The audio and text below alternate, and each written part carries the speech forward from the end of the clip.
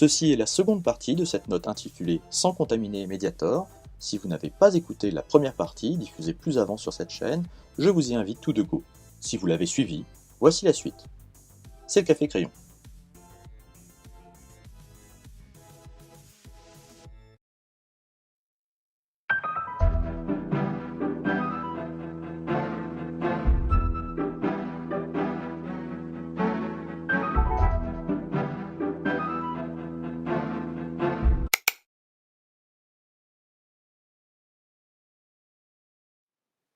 J'ouvre une deuxième parenthèse où je ne résiste pas à vous faire part de deux extraits de l'ouvrage qui permettent d'en situer le propos.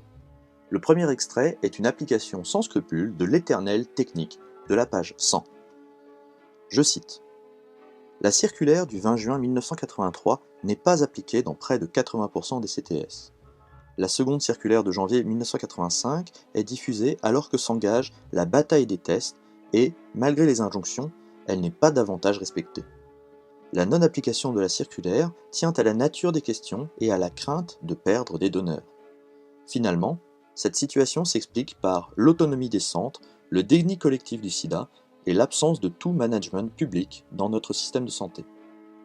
La France met en place le dépistage obligatoire le 1er août 1985, alors que cette décision est prise dès le mois de mai 1985 en Norvège ou aux Pays-Bas.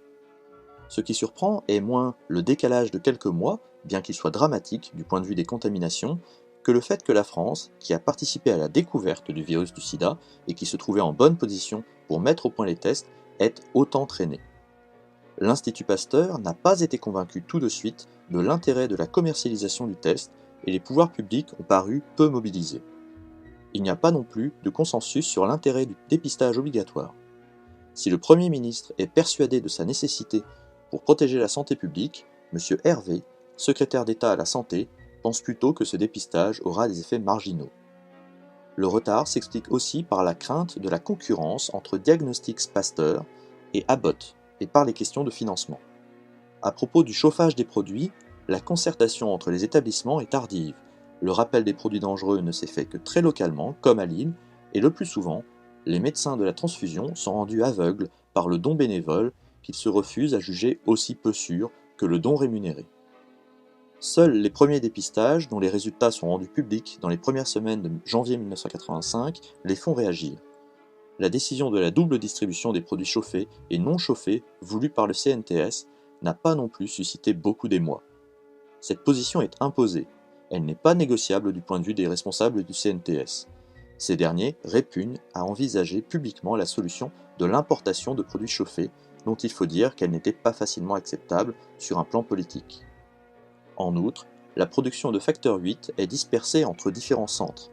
La plupart préparent les cryos, dont on sait qu'ils étaient beaucoup moins dangereux pour les hémophiles, tandis que les centres de fractionnement produisent les concentrés. Tous les centres de fractionnement sont contraints de fournir des produits chauffés et choisissent d'adopter des procédés déjà éprouvés à l'étranger, à l'exception du CNTS qui préfère développer un procédé de chauffage original, non sans prendre du retard. Les représentants du ministère de la Santé ignorent ces réalités de la production du facteur 8 en France, tout comme ils ne savent pas que le CNTS est le premier fournisseur de produits anti-hémophiliques en région parisienne. Il était alors difficile de prendre toute la mesure de la décision de la double distribution qui ne concernait, pour l'essentiel, que le CNTS. Cet extrait illustre l'autonomie des CTS et des médecins et l'état des discussions autour de la sécurisation de la transfusion. Le second extrait explicite les blocages issus d'intérêts différents et explique en partie les décisions tardives. Page 198. L'instauration du dépistage obligatoire des dons de sang, puis, à partir de 1987, la création des centres de dépistage anonymes et gratuits, font entrer le sida de plein pied dans les préoccupations de santé publique. Ces décisions ne doivent rien au hasard. Le nombre des malades s'accroît très vite, d'autant plus que le statut du porteur sain n'est qu'un moment dans l'histoire de la maladie, ainsi que le nombre des décès en l'absence de solutions thérapeutiques. L'appréhension du risque sanitaire que présente la transmission du sida par la voie sanguine ne va pas de soi au début des années 1980. De même, l'élaboration des mesures préventives se heurte à des résistances multiples. Les faiblesses de l'administration de santé ont certes joué un rôle indiscutable, au même titre que le mode de gouvernance de l'ensemble des établissements de la transfusion sanguine. Les rivalités et les conflits personnels ont également gêné le processus de décision. Dès lors, il est un peu facile de parler des responsabilités collectives et de défaillance en englobant dans ce collectif tous les acteurs de ces années. Un tel constat ne doit pas empêcher de penser aux difficultés que présentent la découverte et la compréhension d'une maladie, les apprentissages qu'exige la lutte contre l'épidémie. Les résultats inégaux des campagnes de prévention des années 1980 témoignent autrement de ces défis dont la complexité s'efface trop souvent derrière les discours normatifs des juges et des journalistes dans les années 1990. La confrontation entre l'impératif sanitaire et la défense des intérêts industriels et financiers est révélatrice du changement d'économie que connaît alors la transfusion sanguine. Tandis que leur statut d'exception est justifié par la règle du non-profit et le monopole médical, plusieurs centres de transfusion, au premier rang desquels le CNTS, sont devenus des établissements industriels confrontés à de toute autre réalité. De même, la production à grande échelle des tests de dépistage du sida implique des moyens financiers et le destin d'entreprises nationales. La crise du sang contaminé est pour les pouvoirs publics un apprentissage douloureux et toujours d'actualité de la difficile conciliation de la protection de la santé publique et de la préservation d'intérêts industriels. Cet apprentissage est d'autant plus difficile qu'il est conduit alors que la crise se transforme en scandale. Bien sûr, ce que le terme de sang contaminé évoque est bien entendu le volet judiciaire. Afin d'en présenter les facettes, il convient en premier lieu de décrire la portée des contaminations par quelques chiffres. Ensuite, nous étudierons les plaintes et demandes en réparation faites par les contaminés eux-mêmes. Après ces plaintes individuelles, le système de justice a déclenché des instructions ciblant des accusés précis, condamnés, relaxés ou un peu des deux. Ce sous-chapitre n'ayant pas été aisé à constituer, le monteur inclura exceptionnellement des vignettes plus denses indiquées par un signal sonore pour vous aider, je l'espère, à mettre de l'ordre. À la suite de quoi, nous nous pencherons sur les changements après l'affaire, une fois la poussière retombée, en termes de loi et d'institutions. Pour prendre la mesure des accusations faites auprès des institutions de justice, il faut être conscient de l'étendue des dégâts à l'aide de quelques chiffres. En 1984, 45% des 4000 hémophiles traités en centre sont séropositifs. En 1985, de 50 à 80% des hémophiles parisiens sont séropositifs. Le dépistage des poches, rendu obligatoire en 1985, révèle que la moyenne nationale des donneurs contaminés est de 1,25 pour 1000. Cependant, il existe de grandes disparités territoriales. Le taux atteint 3,33 pour 1000 en région parisienne et, dans certains quartiers de Paris, on atteint 10 pour 1000. Jusqu'au début des années 90, le mode de contamination numéro 1 par l'hépatite C est la transfusion sanguine. Ainsi, plus de 30% des personnes qui étaient atteintes par l'hépatite C avaient été transfusées au moins une fois. Chez les hémophiles, le taux de contamination par ce virus était de 60% ou plus. Le volet judiciaire se déclenche. Entre 1990 et 1995, 526 personnes portent réclamation pour contamination, dont la majorité contaminée entre 1983 et 1986. Dans le cas du VIH, les demandes ciblent le fonds d'indemnisation créé en 1989 pour les hémophiles et étendu en 1991 pour toute contamination de virus du sida par transfusion. Il n'est cependant pas créé de fonds équivalent pour l'hépatite C. En conséquence, les plaintes judiciaires concernent l'hépatite C. Plus de la moitié des expertises judiciaires estiment, à partir de tests peu concluants et d'intime conviction, que les contaminations sont imputables à des transfusions. Les personnes contaminées par l'hépatite C et les hémophiles peinent à faire valoir leurs demandes judiciaires face à la prévalence du sida dans les discours médiatiques et politiques. Il est à noter que les CTS et le CNTS avaient pour responsabilité d'alimenter la demande, y compris par les facteurs 8 venus des États-Unis d'Amérique. Quand il fut dit dans les couloirs d'hôpitaux qu'il fallait vider les stocks, cela concernait en particulier ces lots importés. Ces lots étaient non testés en France, non traçables, mais responsables d'une partie non négligeable, mais non mesurable, des contaminations d'hémophiles par le VIH. L'Assemblée nationale diligente Michel Lucas, délégué aux affaires sociales, pour étudier les décisions prises ou non prises. Le rapport Lucas, rendu en 1991, rend compte de la chaîne des responsabilités. Selon un article de Libération du 9 février 1999, on trouve au total 19 personnes sur le banc des accusés, lors de plusieurs procédures. Ils viennent de Matignon, du ministère des Affaires sociales et du CNTS. Un premier membre du CNTS, Jean-Pierre Alain, est poursuivi et condamné pour tromperie par la vente de produits toxiques, à 4 ans de prison, dont 2 avec sursis. L'inculpation la plus connue concerne Michel Garetta, chef du CNTS, également pour tromperie. Il est condamné en 1992 à 4 ans de prison ferme et à 500 000 francs d'amende. Un arrêt de la Cour d'appel de 1993 dans cette affaire et de nouveaux éléments permettent une nouvelle mise en examen de l'ancien chef du CNTS, cette fois-ci pour empoisonnement. Cette décision causera des débats juridiques car on ne peut normalement pas juger une affaire déjà jugée. Il est cependant condamné à nouveau. Par ailleurs, un membre du Laboratoire national de la santé, LNS, et l'ancien directeur général de la santé sont, eux, poursuivis pour non-assistance à personne en danger. Le premier est relaxé, tandis que l'ex-DGS Jacques Auroux est condamné à 3 ans d'emprisonnement. Je signale que l'affaire n'est pas aisée à suivre. Les chefs d'accusation ne sont pas toujours clairs et le livre, comme les articles trouvés sur les internets, distingue les poursuites des condamnations. Je n'ai pas réussi à démêler avec exactitude les chefs d'inculpation retenus et les condamnations finales pour tous les accusés. La Cour de justice de la République est créée ad hoc en 1993 pour poursuivre judiciairement les actes des membres de l'exécutif. En conséquence, 3 ministres sont poursuivis pour homicide involontaire. Laurent Fabius, en tant que Premier ministre de 1984 à 1986, Georgina Dufoy, qui fut ministre des Affaires sociales et de la Solidarité nationale de 1984 à 1986, cette dernière avait marqué l'opinion publique en se déclarant à 7 sur 7 responsable mais pas coupable. Par ailleurs, Edmond Hervé, secrétaire d'État chargé de la santé entre 1983 et 1986. Parmi les 3, seul ce dernier est reconnu coupable en 1999 pour 2 contaminations. Il ne sera condamné à aucune peine car n'ayant pas bénéficié de la présomption d'innocence. De plus, plusieurs membres de cabinets ministériels et du CNTS sont poursuivis à partir de 1994. Les chefs d'inculpation retenus ont été complicité d'empoisonnement, non-assistance à personne en danger, homicide involontaire ou blessure involontaire, violence volontaire ayant entraîné la mort sans intention de la donner ou une infirmité, non-assistance à personne en péril pour avoir participé à des études sur la progression des contaminations sans recherche d'autres moyens de traitement.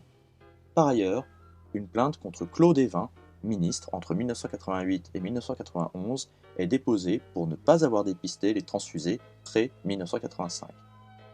Tout ceci termine par un non-lieu général prononcé par la Cour d'appel en 2002. Après tout ceci, un grand plan de restructuration est lancé. Les établissements variés de transfusion sont regroupés dans l'AFS en 1995, rebaptisé Établissement français du sang, EFS, en 2000. Le premier grand œuvre de cette nouvelle institution fut de normaliser les normes entre établissements. Il a transposé les bonnes pratiques, précédemment normalisées au niveau européen par les industries pharmaceutiques. Cela avait pour but de contrer le manque de contrôle et les variations de concentration des produits issus de centres différents. De plus, chaque hôpital est dorénavant fourni par un seul EFS régional. Différentes lois créent des agences de sécurité sanitaire variées destinées à évaluer les risques de santé.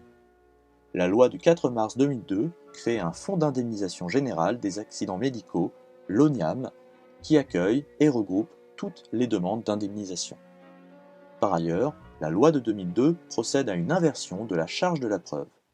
Le doute profite au malade et c'est le transfuseur qui doit prouver qu'il n'a pas causé de dommages. D'autres initiatives législatives posent des solutions aux problèmes rencontrés. Comme nous l'avons vu, la révision constitutionnelle de 1993 crée la Cour de justice de la République, cour d'exception seule habilitée à juger des membres de gouvernement. De plus, on complète le chef d'accusation de mise en danger de la vie d'autrui en créant un nouveau délit non intentionnel, c'est la négligence sans faute.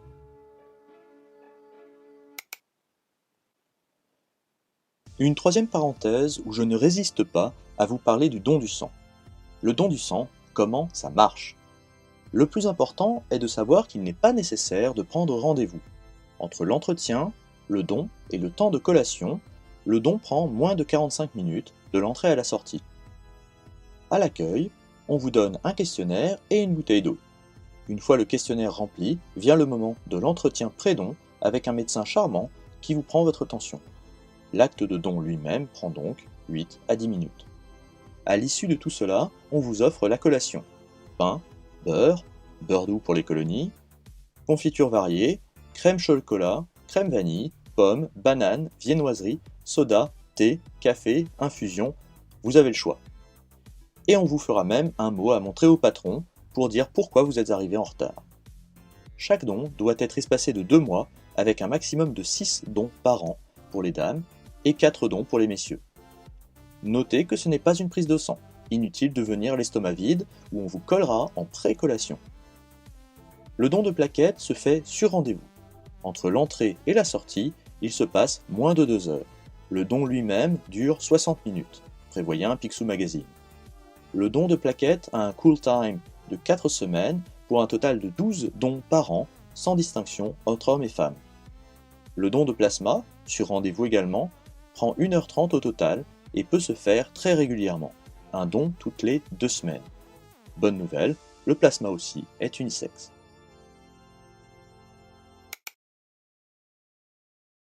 Au travers l'affaire du sang contaminé 1983-2003, j'ai décelé 4 grandes tendances au milieu de toute cette agitation. Il y a selon moi les problématiques de politique et de décision de santé de l'époque. Par ailleurs, la crise et ses suites illustrent un changement dans la manière qu'a l'État de percevoir son propre rôle. Nous nous intéresserons également à la modification du marché des produits sanguins.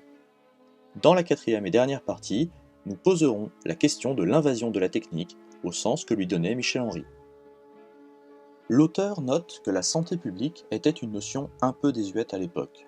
Le concept de sécurité sanitaire n'existait tout simplement pas. Le ministère des Affaires sociales semble s'être donné comme mission de gérer les flux sans prendre réellement de décision, estimant probablement que les contaminations de masse et les épidémies étaient impossibles dans le nouveau monde de l'informatique et de la gestion. Il est à noter que le ministère, et sous lui la Direction générale de santé, avaient peu d'autorité et de moyens de coercition sur les établissements sanguins.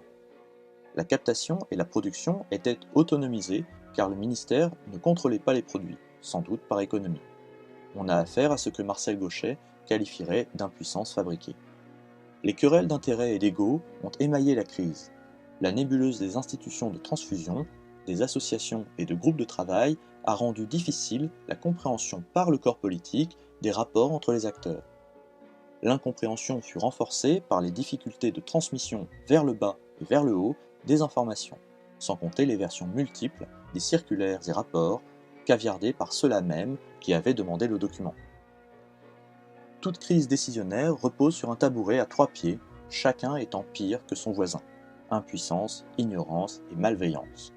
Les 2 premiers semblent établis, et il serait bien ardu de prouver définitivement à quel point les différents acteurs ont cultivé volontairement ses limites. Quant à la malveillance, elle semble exclue de la crise et de l'affaire qui a suivi. Les différents responsables ont souhaité faire bien en protégeant par exemple des intérêts industriels et financiers nationaux, en particulier concernant la généralisation des tests. Les questions centrales semblent avoir été combien ça va coûter et est-ce qu'on ne peut pas plutôt acheter ça à l'Institut Pasteur? Tout cela en ignorant des pans entiers d'un problème très mal circonscrit. Le risque était difficile à percevoir. Face à la mort certaine d'un hémophile accidenté, l'éventualité de transmettre un virus dont on ignore les effets est acceptable pour un praticien. Les processus suivis par le virus du sida sont très bien connus aujourd'hui, il faut cependant se garder d'appliquer nos savoirs et nos réflexions actuelles sur des actions passées. Il faut éviter l'analyse téléologique, sorte d'anachronisme du raisonnement. L'auteur souligne également un glissement dans le rôle de l'État. Il n'est plus question de mettre à disposition la captation et la transfusion sanguine pour un maximum de citoyens, mais de garantir la qualité du service rendu pour l'utilisateur. la dichotomie est soulignée par l'auteur entre obligation de moyens et obligation de résultat. Ce n'est plus l'accès au service qui est important, mais la qualité finale de celui-ci.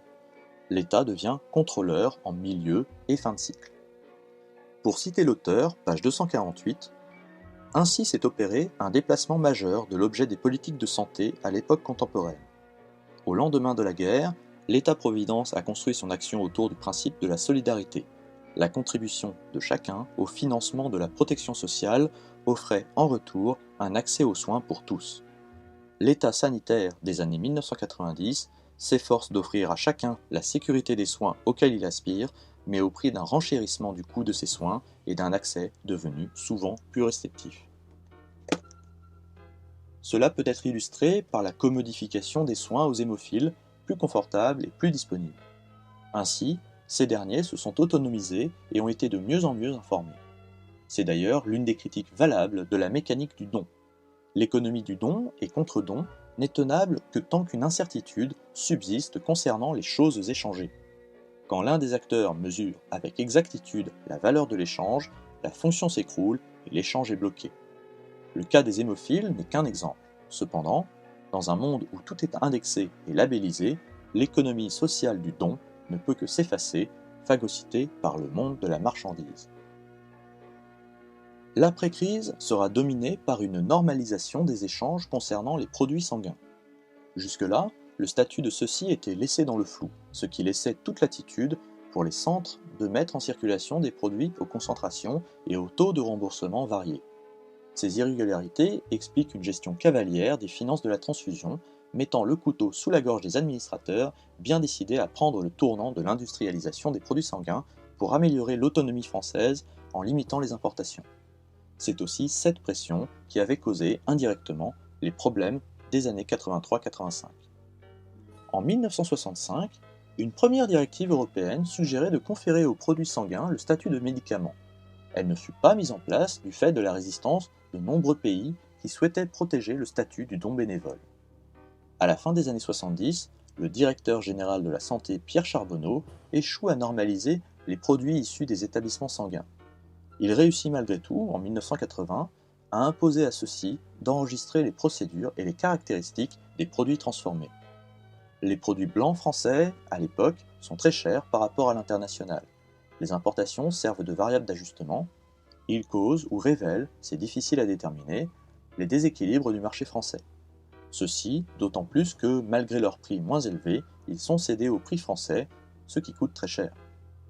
Dans les années 1980, les produits rouges français sont très bon marché, mais se renchérissent par l'augmentation des polices d'assurance et en prévision de l'éventuelle ouverture au marché. Ainsi, la concurrence et la compétitivité rentrent par la petite porte de l'incertitude. Finalement, après 28 ans, une directive européenne de 1989 est transposée en droit français en 1993. Les produits stables sont déclarés être des médicaments soumis à des autorisations de mise sur le marché, ceci pour en faciliter la libre circulation. De plus, les mêmes règles sont dorénavant appliquées entre établissements publics et privés pour éviter tout monopole et améliorer la sécurité. En 1989, la directive européenne suggérait d'encourager et de privilégier le don. Elle fut difficile à mettre en place du fait de la résistance de certains pays qui souhaitaient faire primer le statut du don rémunéré. O tempora, o mores. On note aussi la mise au pas de la transfusion par la haute fonction publique. La décision politique avait manqué car le politique avait lâché les rênes de la captation et de la transformation des produits sanguins. L'auteur cite lui-même un autre témoin disant que les conseils consultatifs étaient très hétérogènes, mêlant médecins de la transfusion, donneurs et receveurs et gestionnaires. Personne n'osait prendre la parole et c'était le moins timide, le représentant du CNTS, qui donnait les ordres. Le milieu était trop mélangé, ce qui diluait les compétences et l'autorité. La réponse fut donc de concentrer la décision dans les mains de technocrates issus d'une formation unique. Au revoir les médecins de la transfusion, bonjour les technocrates du futur des années 90. La priorité de la technocratie a été de produire des normes, là où il n'y en avait pas. Les circulaires ont été remplacés par des listes de bonnes pratiques. Il semble se dégager une inflation des procédures et de consignes à suivre sans outils coercitifs définis. Cela avait été observé pour les produits sanguins eux-mêmes avec les codes barres et l'informatisation. c'est dorénavant appliqué aux actions eux-mêmes. L'exemple type de cette réduction à l'efficience est la tarification à l'acte, la célèbre T2A, gérant tout acte hospitalier. Peu importe que la pâtisserie produise ou non des gâteaux, ou d'ailleurs du poison, pourvu que la boutique soit en mouvement. Seule la procédure suscite encore de l'intérêt. Il n'importe pas que le résultat soit bon ou mauvais, il importe que la procédure soit respectée pour qu'aucun acteur ne soit ni responsable, ni même considéré comme un acteur. Cela se voit dans la différence faite entre la faute simple et la faute lourde. Si c'est la procédure de l'institution qui est en cause, c'est une faute simple. Si c'est une erreur d'un praticien, c'est une faute grave. L'institution fait des fautes simples, l'individu fait des fautes graves. Concernant cette invasion du droit mou, je ne saurais que trop vous conseiller d'écouter Roland Gori, pas prioritairement dans sa célèbre conférence La fabrique des imbéciles, mais d'abord dans son entrevue avec le Conseil de l'ordre des Yvelines en 2017, dans une vidéo de 17 minutes intitulée Le totalitarisme de la norme. En somme, la prise de décision est inféodée à la procédure, prévue d'avance dans la note de service la plus récente. La présentation du livre d'Irène Frachon sera bien plus courte. Elle nous servira de mise en situation concrète, de l'éveil au doute d'une praticienne et de la lente mise en place de son étude et enquête entre 2006 et 2009. Nous y verrons également quelques aspects des mécanismes et de la réponse des autorités concernées. Le doute s'instille dans l'esprit du docteur Frachon en 2006 en lisant un article de la revue Prescrire. Cette revue médicale indépendante publie régulièrement des articles critiques concernant les médicaments et les laboratoires. L'article en question sous-entend que la molécule active du Mediator est la même que celle de l'isoméride. La pneumologue connaît bien ce médicament et ses effets car elle s'est spécialisée dans l'hypertension artérielle pulmonaire. Cette maladie est normalement très rare, mais beaucoup plus commune parmi les gens ayant consommé de l'isoméride. Le docteur a accompagné de nombreux patients souffrant d'HTAP jusqu'à la mort, bien après que l'isoméride fut retiré du marché en 1997. La bonne nouvelle, c'est que ni le Mediator ni l'isoméride ne sont dangereux. Ce n'est qu'une fois ingéré que le corps produit, en réaction, la norphinfluramine. C'est cette métabolite qui est dangereuse en se fixant sur des récepteurs situés un peu partout dans le corps, et en particulier dans les valves cardiaques. Ces valves cardiaques s'épaississent, se rétractent et finissent par fuir, comme à la suite d'un rhumatisme articulaire. C'est d'ailleurs le diagnostic usuel des cardiologues. La posologie officielle du Mediator est d'accompagner un traitement contre le diabète. Son efficacité dans cet usage n'a jamais été solidement démontrée. Dans la réalité, il est prescrit comme médicament coupe-faim aux dames estimant avoir des kilos en trop. Le médicament a d'autant plus de succès qu'il est le seul rescapé parmi les anorexigènes retirés du marché, dont l'isoméride. Irène Frachon cherche des études sur le Mediator et la norphinfluramine sur les internets. Rien. Elle s'invite à des opérations à cœur ouvert pour prendre des clichés des valves dysfonctionnelles et les soumettre à des collègues cardiologues. C'est juste une valve rhumatismale, lui répond-on. Qu'à cela ne tienne, elle initie, mi-2007, avec une collègue canadienne, une étude en vue d'un article qui sera publié début 2009. Entre-temps, elle contacte d'autres médecins spécialisés en HTAP qui travaillent en petits réseaux. Tout au long du livre, le doute constant habite la praticienne. Elle a la peur de se tromper dans la méthodologie et les observations, complétées ensuite par celle d'accuser à tort. C'est tout cela qui la pousse à vérifier et revérifier le département d'information médicale, dispositif de codage des diagnostics. Ce travail de petite main occupe de nombreuses soirées et elle nous offre parfois une parenthèse familiale qui rappelle à une autre réalité. En creusant les différentes ordonnances et lettres des dossiers de valvulopathie, le Mediator apparaît presque systématiquement aux côtés d'autres médicaments.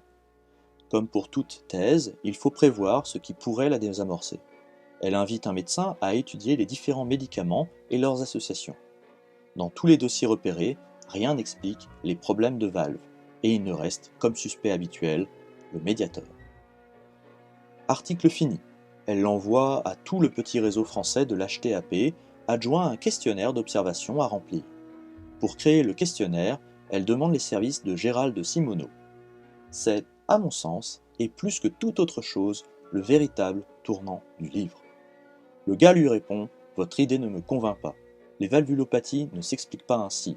Je ne comprends pas que votre étude avance. Je ne vous crois pas, je vais donc vous aider. Le parcours d'Irène Frachon est émaillé de rencontres, de contacts et d'aides inattendues venues d'individus importants, chacun faisant mentir l'adage de minimis non curat praetor au profit du plus petit des siens.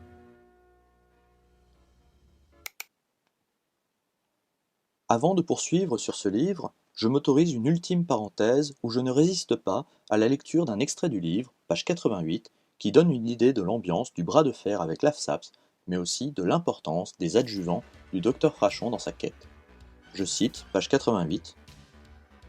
Je suis entendu le 3 juin par une commission d'une quarantaine de membres dont j'ignore tout. Une remarque résonne plus fort que les autres. On ne suspend pas une AMM comme ça. On évoque également la possibilité d'interroger d'autres responsables de DIM dans les grands hôpitaux français en cherchant le mot-clé Mediator chez des patients atteints de valvulopathie. Enfin, on me fait la proposition de m'adjoindre un petit groupe d'experts afin de réfléchir à la meilleure méthode de résoudre la question. Ce sera l'objet d'une future conférence téléphonique. Je rentre à Brest, perplexe. Quelques jours plus tard, je sursaute en lisant un mail adressé en copie à certains des membres de cette commission ainsi qu'aux responsables de l'AFSAPS. J'ai continué à penser aux données qui nous ont été présentées sur les risques de valvulopathie chez des patients sans facteur de risque ayant reçu du Mediator. Les travaux qui ont été présentés ont été très bien faits et le signal particulièrement clair car la maladie est très spécifique. Il me semble très peu prudent d'attendre d'avoir rassemblé des données sur des témoins pour agir. Le médicament a été retiré du marché en Espagne pour la même raison depuis plusieurs années déjà et le bénéfice rendu n'est pas très important.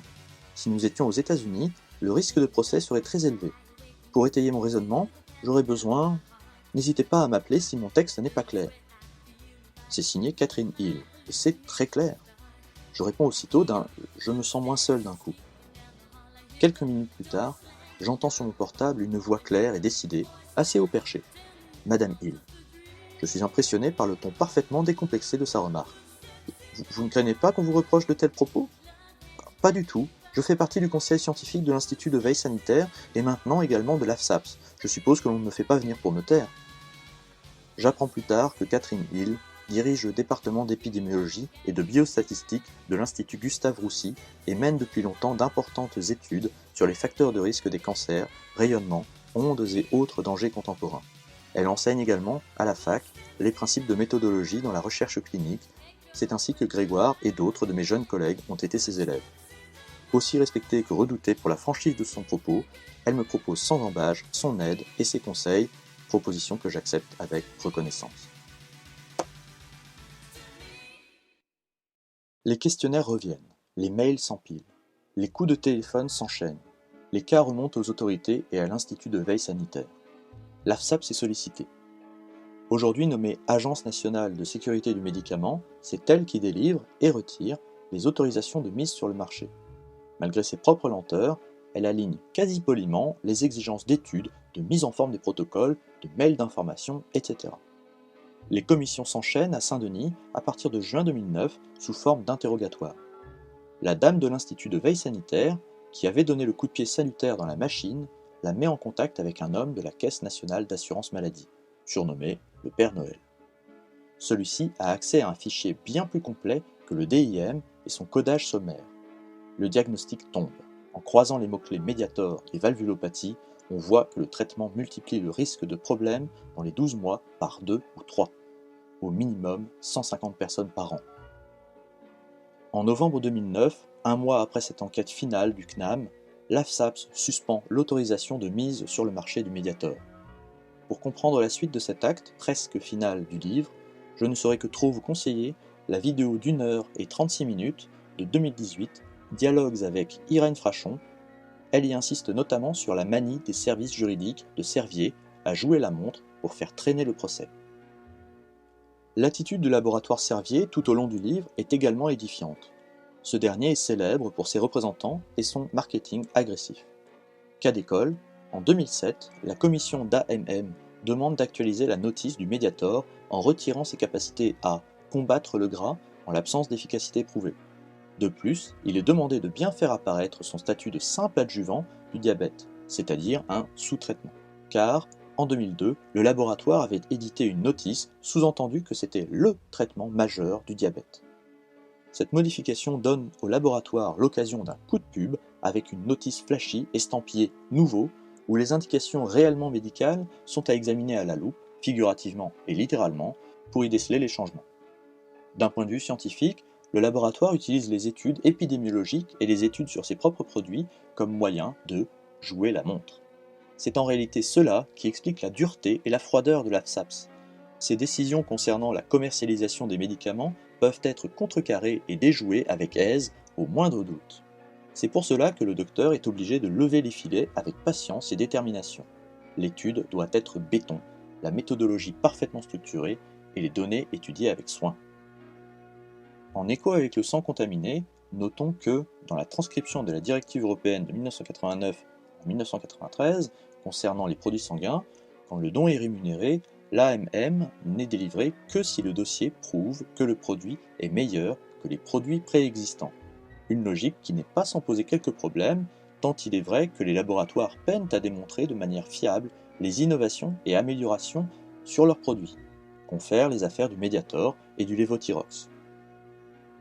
Une fois l'autorisation de vente suspendue, le Mediator disparaît du site, des communications, des congrès et de la bouche des responsables. 30 ans plus tard, le fleuron de l'entreprise disparaît comme si elle n'avait jamais existé. Tenez-vous-le pour dit, s'ils ne peuvent pas laisser pourrir le problème, ils joueront la com. C'était donc Sang contaminé et Mediator, une note de lecture comparative entre un ouvrage d'études et un livre autobiographique sur 2 épisodes de l'histoire médicale française. J'espère vous avoir aidé à y voir plus clair et je vous conseille surtout la lecture et l'écoute de Madame Irène Frachon dans ses œuvres. Je vous remercie de votre attention et vous souhaite de bonnes journées.